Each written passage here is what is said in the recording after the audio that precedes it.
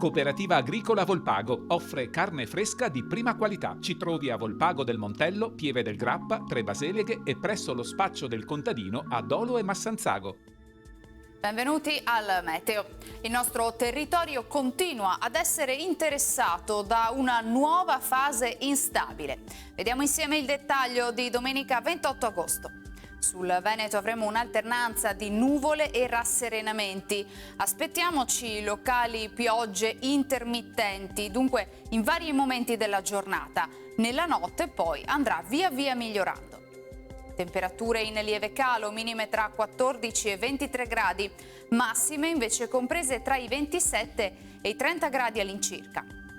Spostiamoci ora sul Friuli Venezia Giulia, cielo anche qui in genere nuvoloso, su tutta la regione possibili rovesci sparsi localmente temporaleschi.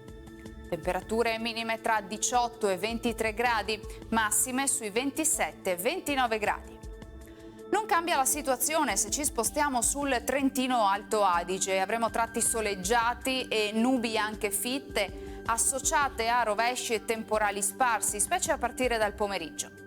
Temperature minime intorno ai 15-16 gradi, massime sui 28 all'incirca.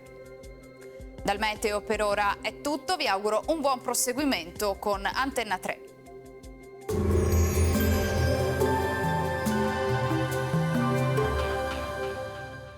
Cooperativa Agricola Volpago offre carne fresca di prima qualità. Ci trovi a Volpago del Montello, Pieve del Grappa, Tre Baseleghe e presso lo spaccio del contadino a Dolo e Massanzago.